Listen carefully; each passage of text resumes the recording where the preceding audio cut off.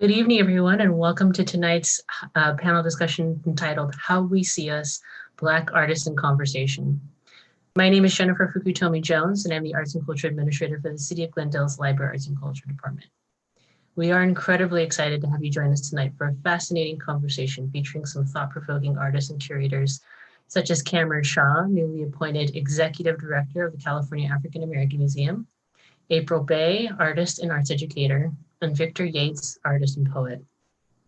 Tonight's program is part of the Glendale Libraries and Cultures and Southern California Library Cooperative's Be the Change series, focused on inclusion, diversity, equity, and anti-racism. Be the Change events build collective understanding of systemic racism, elevate the voices and stories of Black, Indigenous, and people of color, and inspire our community to be the change.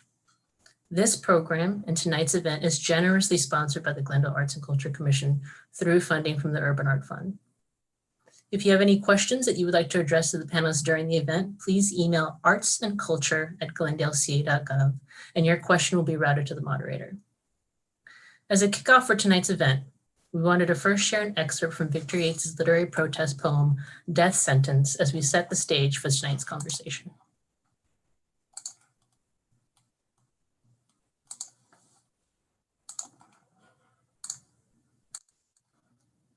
5. To exhibit skill, English archers would shoot arrows through the eye sockets of a bull's skull. The first Target store opened in the suburbs of St. Paul, Minnesota in 1962. It's no use going back to yesterday because I was a different person then. In 2016, Philando Castile was murdered for being Black and suspicious. I wasn't reaching for it was all they heard before there were no sounds. The cop holding the gun felt threatened. Horns, unlike antlers, are an extension of the skull and usually found in both males and females. To live in a Black body means balancing the burden of hundreds of skulls to allow in other burdens.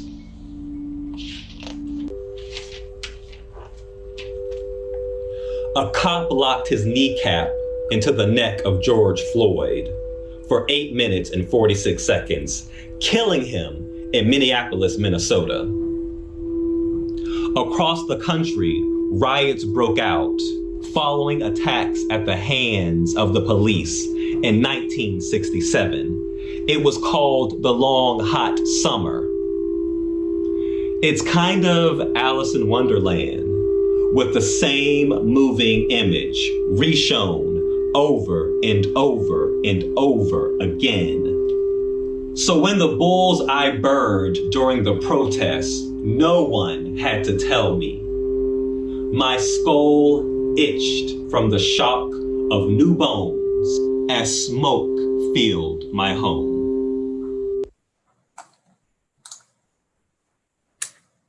Thank you so much, Victor. We also wanted to share the work of artist April Bay, which I will pull up, but I also at this moment wanted to introduce our moderator for tonight, Cameron Shaw. So Cameron, take it away as I pull up April's beautiful work. Thank you. Hi, April. Hi, Victor. I just wanted you all as an audience to be able to orient yourself for a few minutes. So to just see these images, you've just seen the video from Victor. You'll see just a couple images from April. So as we're listening to them tonight and hearing them talk about this work, try to hold on to these images that you've seen here at the start. Sometimes it's very disorienting. We're in this Zoom world.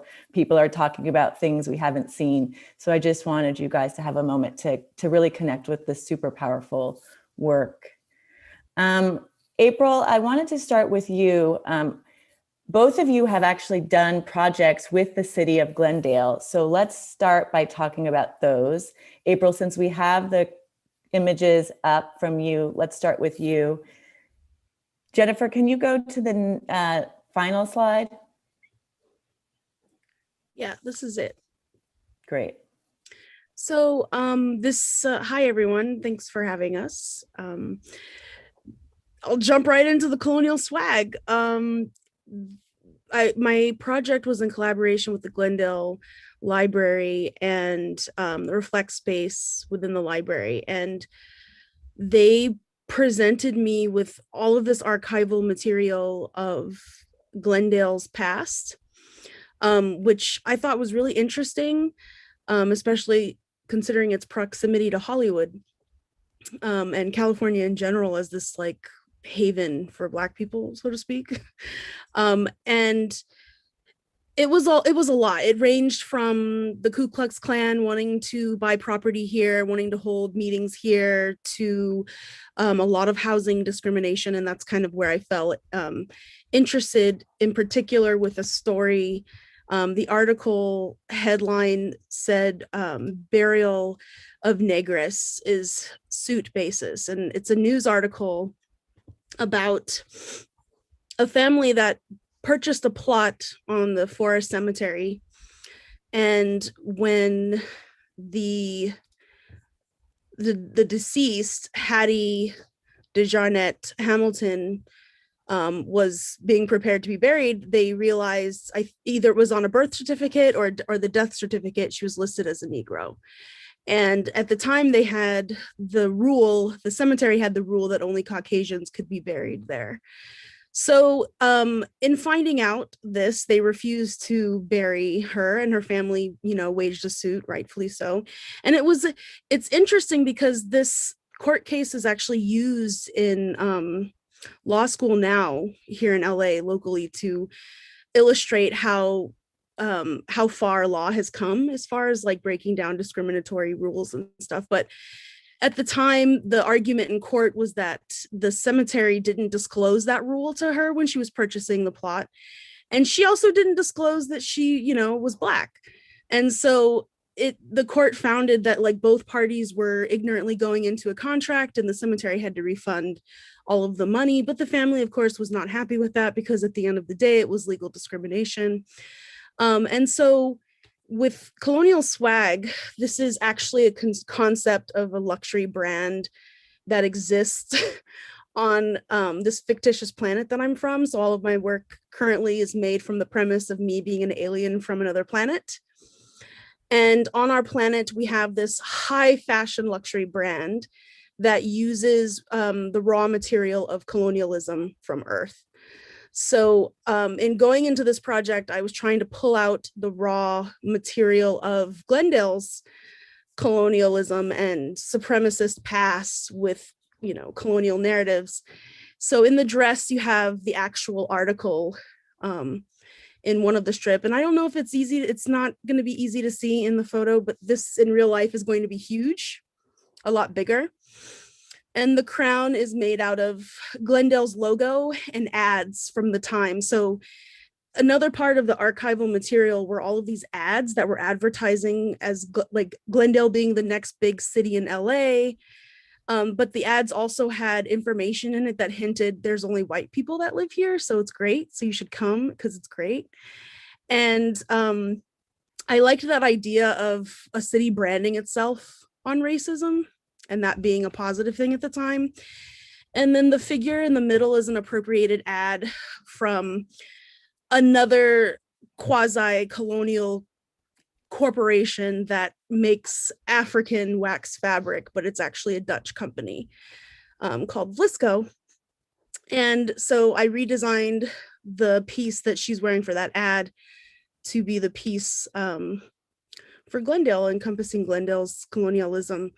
And so that's the concept of the piece. This is an alien redesigning wares and fashion and assigning value to something that maybe has too much value on Earth, but has no value on our planet, where we don't have race and we don't have colonialism and all of these other things that are used to set protocols for people that don't benefit from.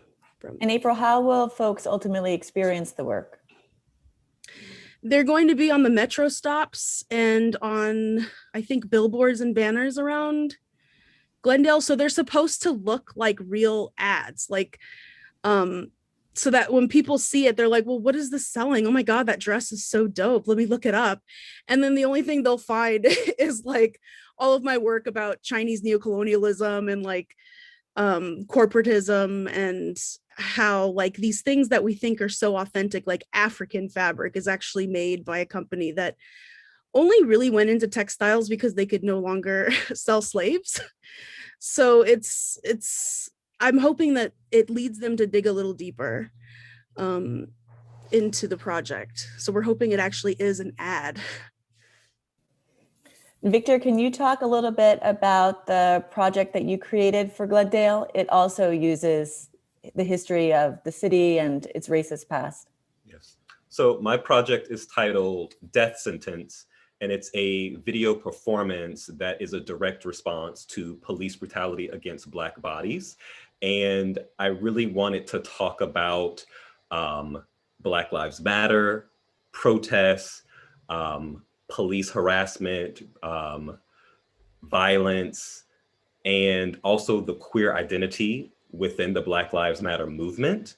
But one of the things that I came across when I was researching this project was the history of racism and treatment of Black people in Glendale. And for people who are not Black, the city of Glendale has a nickname, the Jewel City. And for people who are Black, it's called Sun Up, Sundown Town, or just Sundown Town, because if you were Black, you had to, and you were on the streets of Glendale, you had to be out of the city at a certain time. And if you weren't, you were at risk of being arrested by the police or experiencing violence at the hands of the police. There's one particular poem that I created, and it references both of those nicknames. And I actually didn't know this until I researched it. And so all of these things are part of the piece. There are 6 poems that are actually within the piece. And one of the poems talks about an experience I had in West Hollywood as a Black gay man. I talk about being called the N-word for the first time and going to a club and a white man kicking me in the back. And 20 minutes later, a security guard came up to me and said that I had to leave because the man that kicked me, he owned the club. And the poem ends with, sometimes at 3 a.m., I wake up with a wingtip stuck in my back. And at that part of the video performance, there's a transition where the background changes. And I want it to be very deliberate in the aesthetics and the visuals that you see. And so that when you lean into tradition, when you lean into history, there can be an internal transformation. And I wanted to show that transformation that was happening in the words and in everything that individuals see in the piece. And so one thing that I want people to walk away with is healing. During the quarantine, I was inundated with just images and video of Black people being murdered. And one of my friends, when I was talking about this project, said that, I support you, but I'm not going to watch it because I'm going to be re-traumatized. And so part of it is focusing on healing. So there's a sound therapist that's actually playing a crystal bowl. That's the sound that you hear in the background. And also kind of like relying on spirituality, history, and the memory of the people who have died. I hope that helps to start the healing process. And the last poem is almost like an affirmation, in that I am telling people about self-care and what they can do to create transformation and to heal. I really want us to come back to this piece about spirituality a little later in the conversation. But first, I kind of want to talk about the role of personal narrative in both of your practices, because I think at the core of each of your practices is a very personal narrative. And April, you sort of hinted at that, talking about the planet you're from. Victor, you shared that horrific experience in a bar. So I'd like for each of you to talk a little bit about how you think about the personal as an entry point or lens for thinking about the larger societal issues that are woven into your work. Cool. So the narrative of me being from another planet is actually like, I had to admit this the other day in another talk, but it's basically the Black talk that my dad gave me, like the talk. But my dad is a Trekkie sci-fi nerd who used to tell me 80s sci-fi movie plots as his own stories when I was a kid. So this is the way this Black man would do it. And his way to do it was to say, you know, we look different from your mother. We look different from all of the people that you see who look like this because we're aliens sent here to observe and report on Earth. Like, we're not even from this planet. We're better than this planet. That was the way he explained it to me. Now, I was extremely young. I was maybe too young to have this conversation, but we don't really choose when that happens. But I believed it. It was a reality for me, and it got me through a lot. And then as I'm now grown on in Earth years, I'm starting to analyze it, and I've, you know, talked to my dad about it, and it's meant like that's literally what he said. He was like, that's what it was. It's like, I never had any kids before. I didn't know how to explain to them that people are racist, and, you know, I don't get what I deserve because of the way I look. So it's functioning the same way now as a therapeutic tool. And as far as like how it operates in the community and like at a bigger level, as I started outing this concept in my work, more and more people were identifying with it. Like, there's this feeling of like, just erase the whole canvas and let's start over. Like, what would a planet be like if the concept of race wasn't a thing? Like, do you have memories of yourself before you realized something was a thing? And I always talk about, like, me personally, when I realized that there weren't little people in the TV, that it was like shot elsewhere. And I still remember how I felt and how I thought before I realized the truth, and then how I thought and felt after. And so Atlantica is asking people to imagine or try to remember how they went through life before they realized they were different. Because I remember how innocent I felt before someone made fun of my hair and before someone made fun of my nose, not like being attached. They were like, your nose is attached to your cheeks and it's wide and it doesn't look like ours. And I just remember being like, oh my God, I'm different. Like, I didn't know that I was different. And that moment of like, what if that moment didn't have to happen? Like, you're just on a completely different. And so like through conversations and like with the different people that come in my work, we're creating this planet together. Like, any inconvenience we have here on Earth, we're like, well, we wouldn't be poor on Atlantica if glitter was currency, because that gets into everything. So you would just have to shake your hair to pay your bill. And so it's things like that I'm like, well, why not? So I hope that answered. Yeah. And April, I remember the first time I had seen your work before I had heard this from you. And I just remember how transformative it was to understand that you had been living with this narrative for so long. And it just felt to me, it was like a transmission, that like other people also had to hear this narrative, and that by hearing this narrative, that truly a type of healing was possible, or a more expansive way of imagining how we could make it through this world. So it's so powerful. Victor, can you talk a little bit about sort of the personal in your work and how you're thinking about that weaving of sort of the larger societal issues, the questions that we're sort of all collectively facing, and then sort of how you weave that into your very, very personal stories? Yeah, so for me, for a personal narrative, if I insert myself into the work, I'm able to give it a beating heart.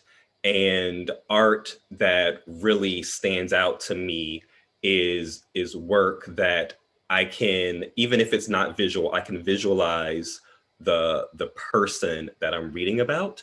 And so I try to insert some of myself. That way others are allowed to enter it, that they're grounded, and that they can understand what it means to be a Black gay man, or understand what it means to be a queer woman, or just that they're able to, whoever I'm kind of like describing or talking about, or you see, that they're able to understand who this person is. And I feel that it's easier to create conversations if people can understand who a character is, because they have kind of like an entry point. And that's so important with creating dialogues, especially about race, because race conversations can be very uncomfortable. And I feel that if someone says, okay, I know who this person is, I understand their journey, let me ask this particular question. So that's how I kind of like start with my own personal narrative. Yeah, it's a tool for building empathy. And it's something I've thought about a lot in my practice, which is like there are these really, really difficult conversations that we absolutely have to be having with one another. And how can art be a lens for navigating some of these complex issues in everyday life, because it does open the space up for empathy. It does open up the space for imagination. It opens up the space for other ways of seeing or considering other people's perspectives, which I think is, why I've always been so connected to art and artists, is actually because of this capability that I think art has, and in a really very unique way. April, I'm really excited that we have a exhibition coming up with you in the spring at CAM, at the California African American Museum. We are waiting and hoping and praying for the museum to reopen soon when it's safe to do so. But can you share a little bit about that project, or what you're wanting to bring to the fore of that exhibition? Yeah, sure. In one of the slides, we showed one of the pieces that's going to be in the show. It's titled Atlantica, the Gilda region. And so it's focusing on one region of the planet that's the most important region, because it's inhabited by artists, and that their art powers the planet. So it's needed to keep the whole concept alive. It's based loosely on one of my favorite novels, The Gilda Stories by Jewel Gomez. Big LGBTQ history there, but it's essentially all of the stories for centuries of this Black lesbian vampire. And her story starts in the 1800s as an escaped slave. And I'm not going to give too much away, but the vampire's name is Gilda. And the whole book has so much beauty in it that is closely related to my work, in that this vampire lives forever. And in each section of her life and the stories, she goes from being a, best-selling novelist, owns a tech company, does all of these great things, but every life she has to escape. Like, she has to disappear or leave because she doesn't age. Like, she's a Black woman, like maybe in her early 20s is when she was turned into a vampire. So she just and the other thing is that she never falls out of love with humanity. So one of the reasons she always gets stuck in these different lives is because she falls in love with people. She falls in love with a woman who's starting this campaign to free Black people, or she falls in love with this actor and like helps him start a theater company. And it's like, her vampire family is always like, you need to let humans go. Like, they haven't gotten over racism. They haven't done this. And she's like, but I can't let them go because I wasn't really ready to get rid of my humanity to begin with. And it's that struggle between like, God, I wish I wasn't from this planet, but at the same time, like, I have ideas to make it better, and I want it to succeed, and I want to follow through with that. And so the project at CAM is like, a lot of the muses that I put in the work there are people who inspire me, and who are other artists that are grappling with the same things of like, this country, Africa, or this Bahamian island, or this Bahamian government, like we're so frustrated with the way things are, but at the same time there's so much beauty and things to save about it. And that's also the narrative of like why Atlanticans have been stationed on Earth all this time, and Earth is still a thing, because we can't really harvest it, because every time we think it's time to harvest it, something great happens or something great is created. So it's that conflict. And it's an installation. So the installation has a lot of like sinister and sweet elements to it. Like it's made up of a lot of imagery and logos and textiles that are appropriated from people who have stolen it from other people. And it also is making commentary on tourism, tourist culture. Obviously there's a lot of reference to the Bahamas, and like my family, we were in the tourist industry. That's how we had a livelihood. So there's a lot of like, the whole installation is hung on clotheslines with like giant clothespins, because like for me that was my chore that I had to do every summer when I was shipped off to Eleuthera to live with my Grammy.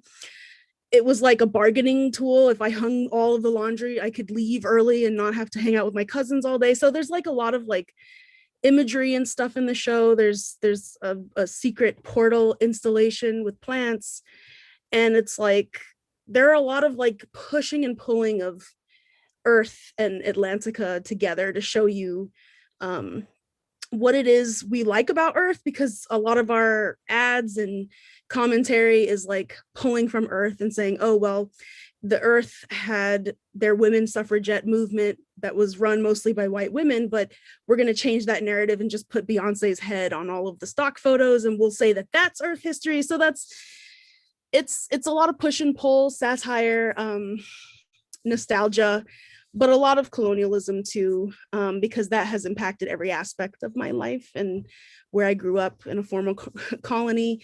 America's technically a former colony, but not a commonwealth, certainly. So that's kind of what we have cooking at CAM. Thanks for giving a little preview of that. Victor, I actually want to touch on the idea of push and pull. You shared with me a project that you did, I believe it was a commission for the city of West Hollywood that centered the relationship between a father and a son. And you also shared this exploration of the lives of older gay men. And I'd love for you just to talk a little bit about the importance of intergenerational narratives in your work and what you're looking to accomplish by thinking about intergenerational narratives.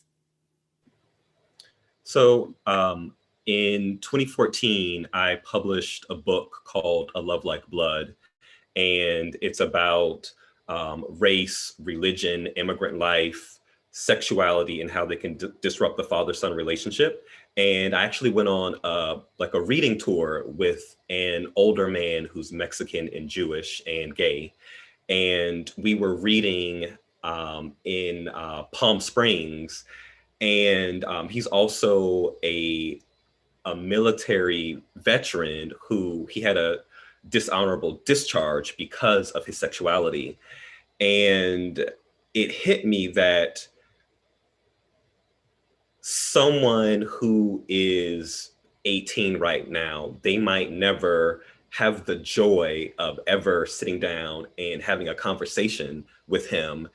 And how could I preserve his story and the story of other older gay men? So I received a grant from the city of West Hollywood to create a documentary about the lives of older gay men and about their experiences with West Hollywood. And the man, his name is Dave, who I went on the tour with, and I actually interviewed him. And Dave, in his younger days, would pass as Jewish. And so he told me about this rule. It was the 3-picture ID rule, where if you were a person of color, you had to show 3 picture IDs.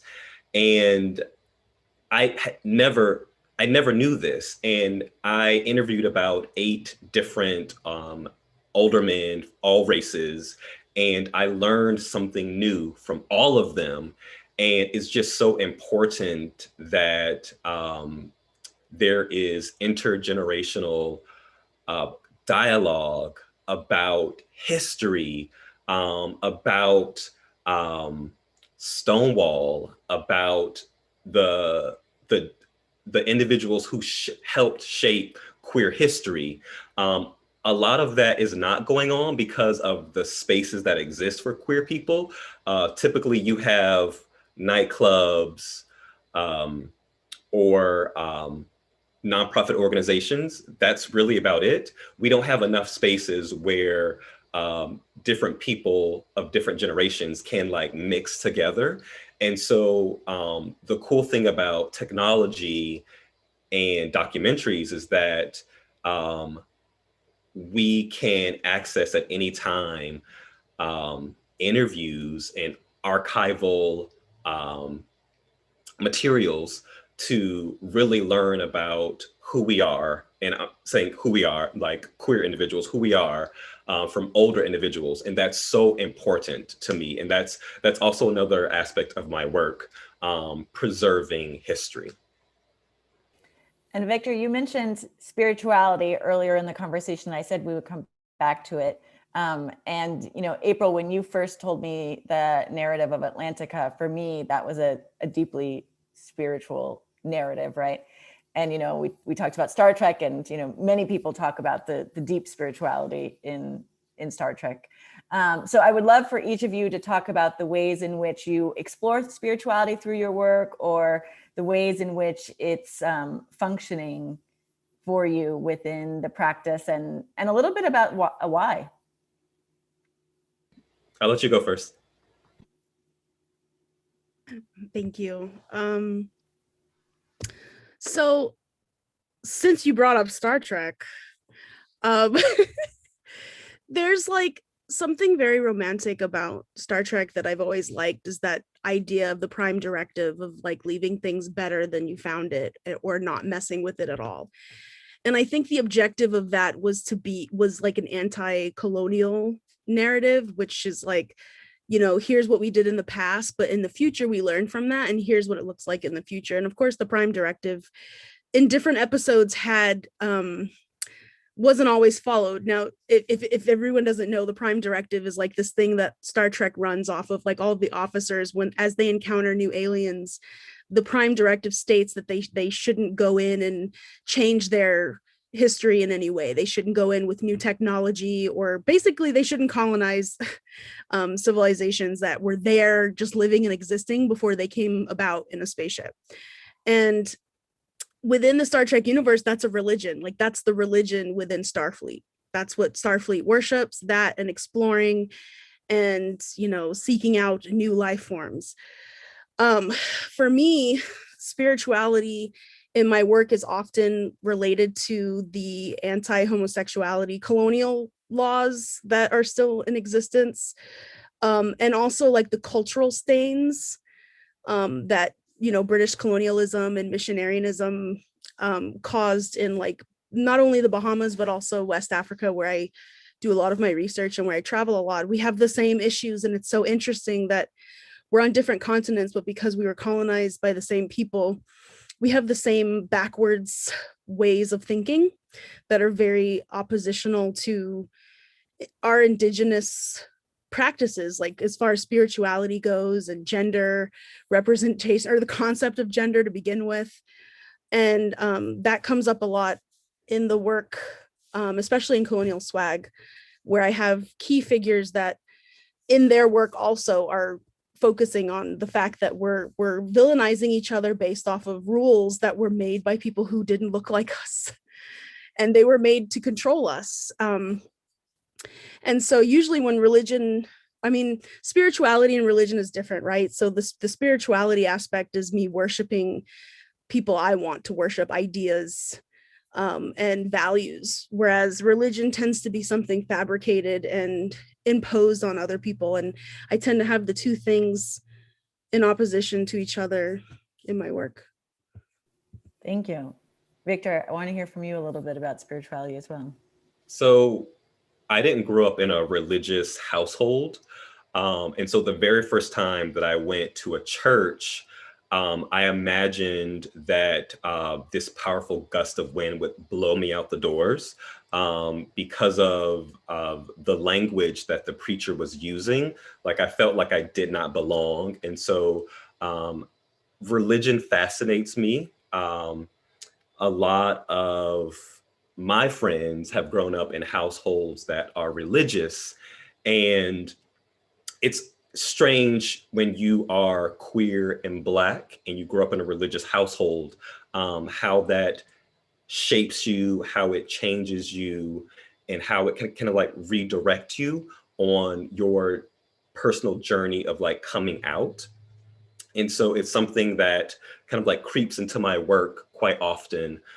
In my novel, the main character's family, they are originally from Somalia, and they are trying to really assimilate to American culture.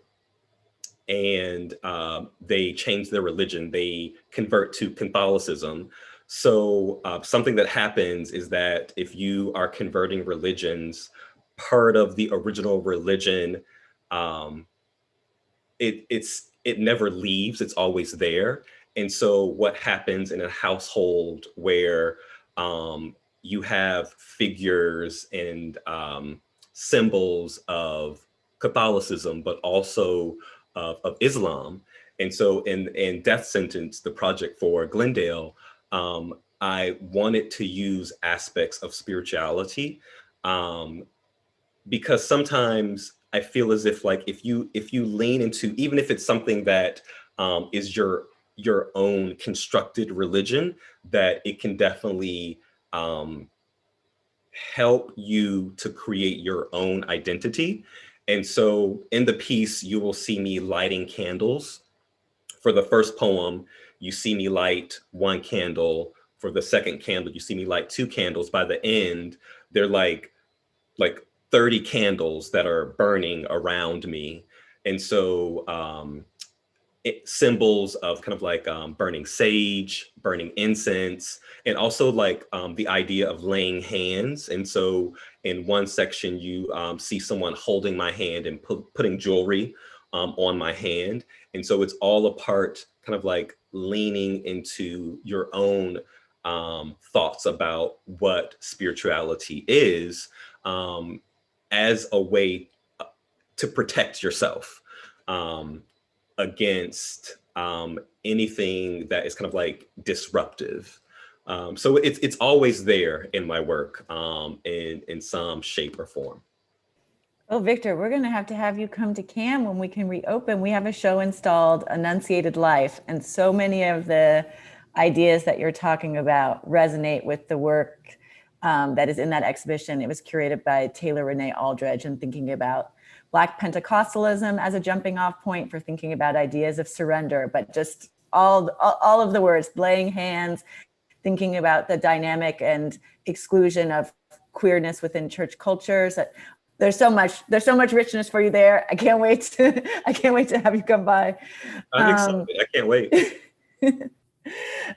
Okay, you talked a little bit about like the idea of the imprint, right? The thing that you're left with just now. And one of the questions I wanted to ask you both, I mean, we just have gone through a year where the imprint is, unimaginable still for us. I think we're still working through it. It's dramatically changed our existence, and I think has shifted the questions that we're going to be answering for a long time to come. So I'm curious, and I leave it very open-ended, but how have the events of the last year shaped your interests, what you're working through in your practices, how you're working? I'm just curious how you've been feeling this time. I can go. Yeah, change it up, Victor. You go first this time. So outside of my art practice, my full-time job, I worked in social media at a dermatology office, and I was furloughed in late March. And so it's during this time, it has given me space and time to reflect on what excites me, what wakes me up, what I think about when I wake up in the morning. And I have been just given time and space to actually work on more creative projects. And so I have been interested in really creating art that is a form of protest. And so how can I create dialogue around police brutality? How can I create work around queer identity within the Black Lives Matter movement? Because oftentimes queer people who are brutalized by the police, we don't learn their names. They're not given a viral hashtag campaign. And so how can I focus on giving time and energy to the projects that I'm more passionate about? So I have been working nonstop during this time. And also I'm excited about art-based ecosystems that are based on collaboration and not necessarily capitalism. So how I can how I can partner with other Black artists, artists of color, Native artists, queer artists. With all of the projects that I've worked on, I have collaborated with other minority artists. And so and collaboration during this kind of like digital space has been really intriguing for me. And so how can I create opportunities based off of digital technology? That has been huge. And so I have just kind of like thrown myself into multiple projects as a way also to kind of like be able to help give money towards causes that don't necessarily receive a lot of money. So just applying for grants and putting money in the pockets of other people and giving a voice to people who are voiceless. Yes to all of that. So many yeses to all of that. April, I want to hear from you. How has the last year shaped you, shifted you? What are you thinking about? Honestly, same. Yes to everything. Same. Like it's just been the virtual aspect has really gotten me. I mean, I traveled a lot, but like now I can talk to people all over the place and there's way more opportunity to collaborate. And it doesn't cost as much. I mean, we're privileged to have the internet, but like almost everyone so far can access the internet now, and institutions are starting to invest in more of a virtual programming, and that's been really exciting for me. But I've been mostly working, using my work to help with depression and imagining what things could look like on the other side. But basically just scheming, plotting, like trying to get, because I want to come out on the other side of this with something for my community. And it's hard to do that when you don't have time. It's a privilege to have time. So with the time I'm not wasting driving to work every day and being exhausted with, chronic illness, I am home now and I can scheme and follow up on calls, and I can get up at 5 a.m. to have Skype calls with people in West Africa, so it's not late at night when we talk. So that's kind of what I've been doing. Now that I have time to slow down, I can see better how things are connected and take a little bit more time to figure out how I want all of this work to come out on the other end for my community. So I was recently part of a group Zoom chat where we were discussing, we had the question, what is the piece of art that has like buoyed you during this time? What's uplifted you? So not something that you made, but something that you experienced from someone else.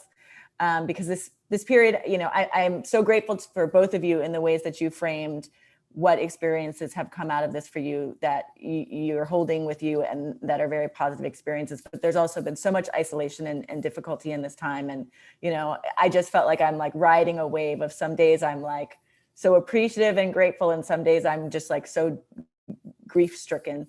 And I never know necessarily what day it's going to be. But I'm curious because this group, I thought I knew them really well.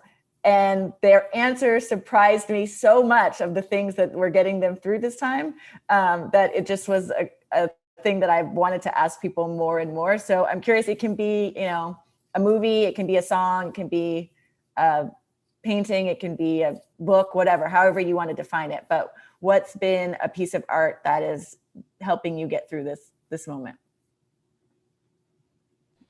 I'll say Toni Morrison is my mentor in my head, and I revisit The Bluest Eye like every 4 months. And so I reread it, and every time I read Toni's work, gosh, like it's such an emotional process just reading her work, but I discover something new. And so for literary, Toni Morrison, The Bluest Eye, but I also have traveled a lot during the pandemic, and I seek out public art and street art everywhere I go. And so, and I like, I've never owned a car.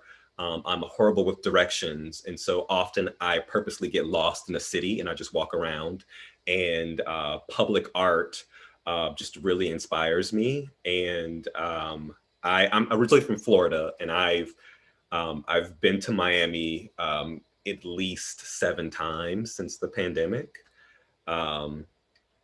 And so Miami has this area called Wynwood Walls, and it's just a city full of graffiti and murals. And so I am constantly discovering something new in Wynwood Walls. And so Toni Morrison, public art. Thank you. April, how about you? I've been reading a lot. I've been reading the Broken Earth trilogy by N.K. Jemisin, because I started it the last good summer we had, and then we got into the pandemic, and I've just been rereading it as a coping mechanism, but also film. Afronaut is a short film. It's on Vimeo. That film has, like, I've rewatched it like 3 times now. I teach it, but like, it's, when you see, I'm not going to give it away, just watch it. It's a short film. A lot of film. I went ahead and business expensed the Criterion collection. Actually, I'm on a trial. I'll probably like drop it after the trial, but it has an Afrofuturist curation in it. So I've been going through and watching those films. That's been helping me a lot. So you guys both mentioned sort of the role of books and literature, sort of both in your personal life, and, you know, text is a major part of both of your practices in really, really different ways. I'm curious if you can kind of talk a little bit about how you think about navigating text and image. You know, Victor, I was so struck by the way you perform your poetry. You know, April, text is in so many of your works, as in thinking about them as like advertisements from Atlantica. I'd love to hear from you both about how you think about text within your work and the importance for you of working with text.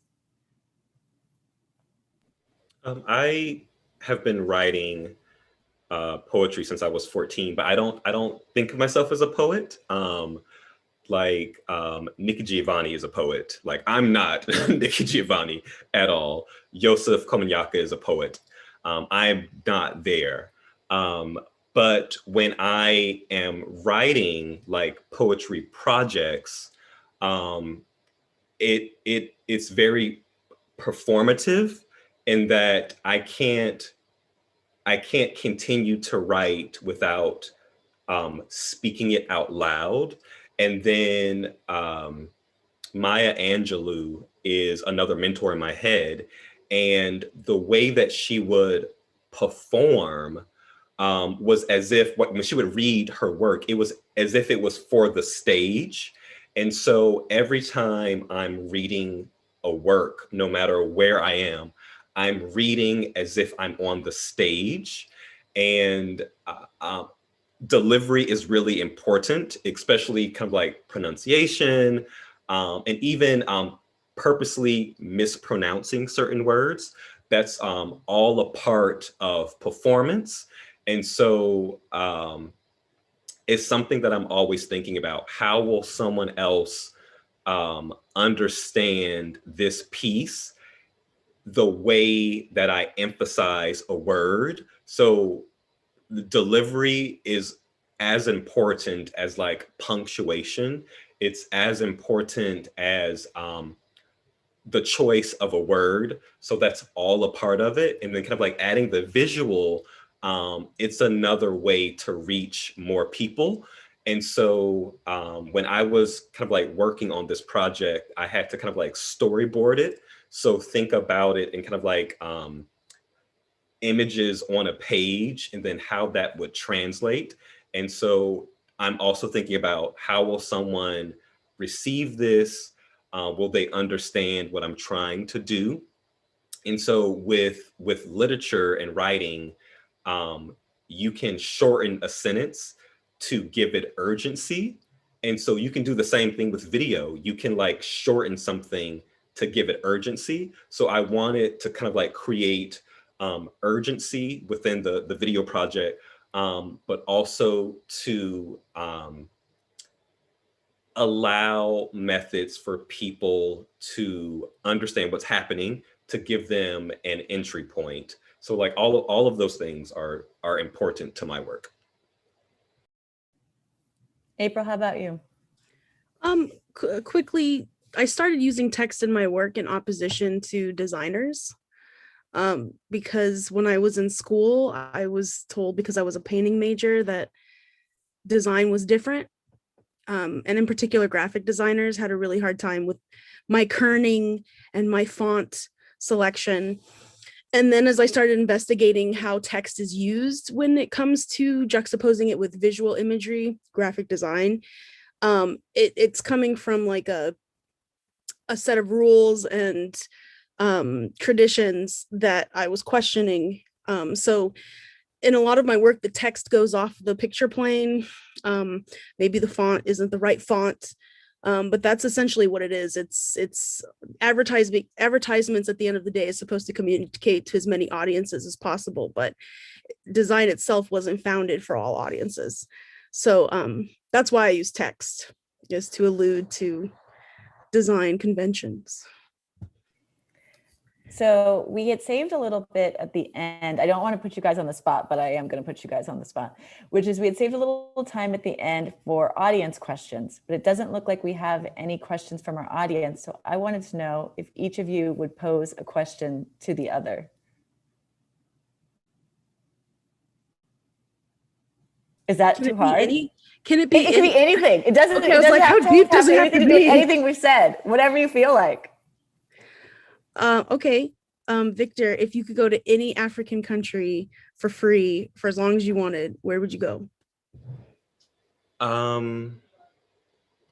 This is a difficult question, but a place where I've always wanted to go is Nairobi. And I've always wanted to go there ever since I was in middle school. And so I have always in the back of my head trying to figure out just how to get there, But South Africa, I've always wanted to go there as well.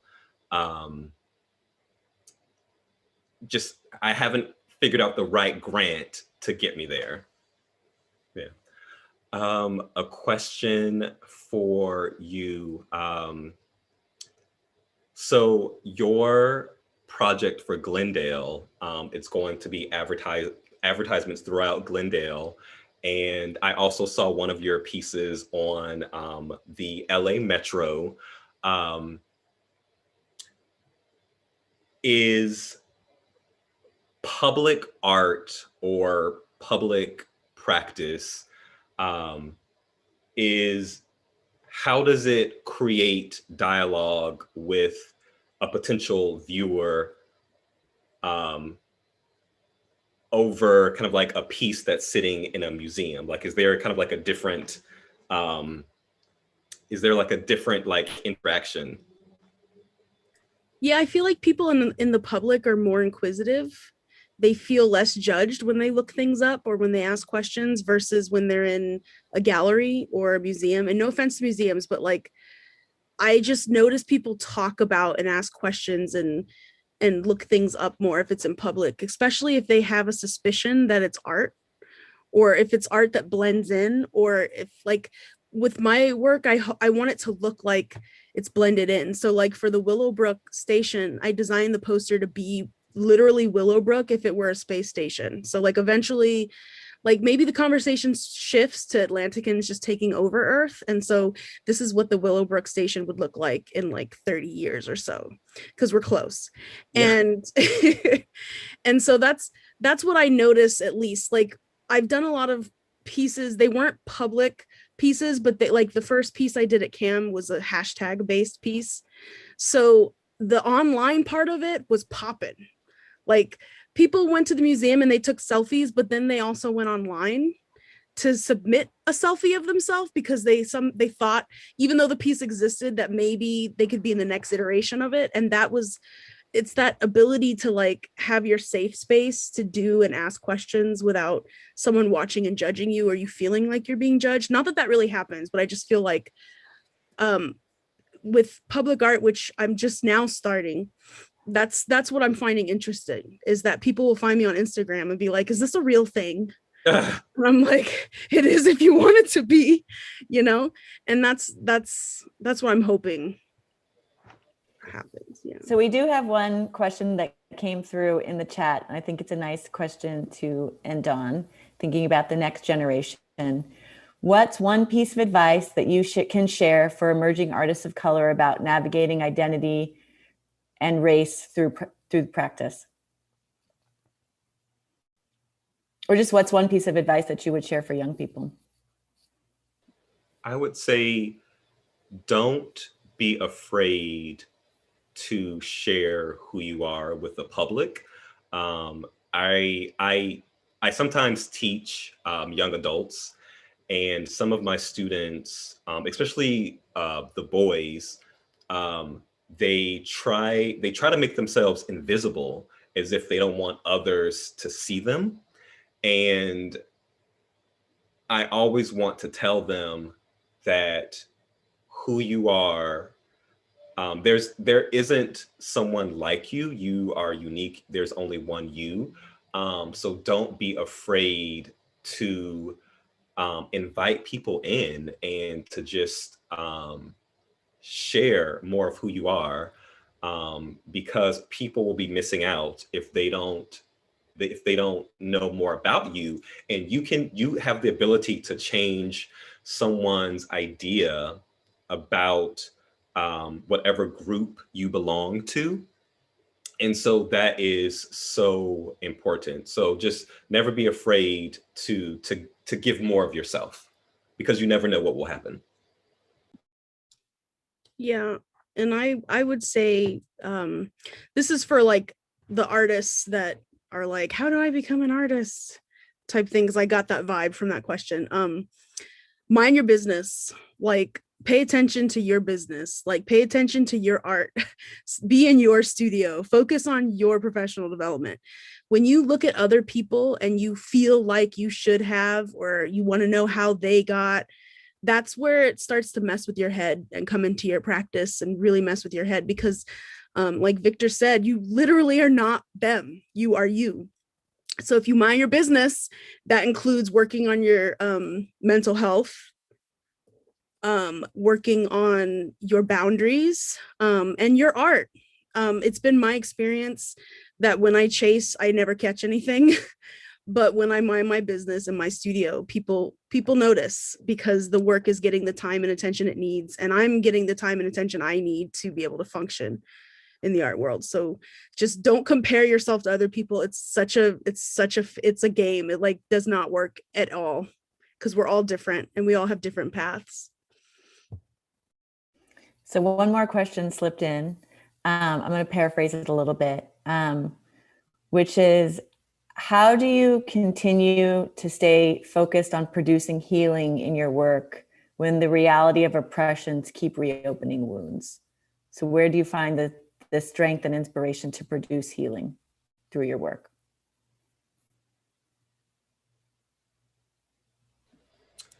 For me, because I work with young adults, I hear about their struggles, which are also my struggles. And so I'm really writing and creating work for individuals who look like me, who we have a shared experience, we have a shared language. And so I feel like any artist, it's your duty to create, so that other people can experience your work. And I love like getting messages from people on social media saying that I read your book, I saw your video performance, and it really made me think about this particular thing, or it brought me joy that a Black gay man can tell a story, and it's ultimately his story, but it's also my story, and it's the story of my best friend. And so it's the ability to create future conversations. I guess that's what I really am reaching toward, how to create change through my work. April, before we turn it over to Jennifer, do you have any final thoughts that you want to give on this idea of healing? I was just going to say that I don't have the question was like, how do you keep making while all this is going on and have aspects of healing in your work? I can't. Sometimes I don't. That's my answer. Sometimes I don't, and I have to sit down somewhere and just be like, it's time for a break. And that's okay. And like being okay with that, putting your mask on before you help other people, right? That's my real answer. Sometimes I don't. Sometimes I take time off to reevaluate my dreams. Thank you. Thank you both so much for your honesty, for your brilliance, for doing what you do. Thanks to Jennifer for bringing us all together. And Jennifer, am I turning it over to you to close us out? Yeah, absolutely. Thank you. Thank you. Thank you all so much. I honestly could listen to you all talk for hours and hours and just have you as a podcast. I'd love that. But thank you all so much for sharing your experience and your expertise and self-care guidance. I think this is incredibly important. Thank you everyone who tuned in on our live stream. And last but not least, our unsung hero, Isis Santos, who's behind the scenes managing all of the tech for this live stream. But thank you all so much. And if you have any questions or anything, please feel free to contact us at artsandculture@glendaleca.gov or visit us at www.glendaleartsandculture.org. But thank you so much and have a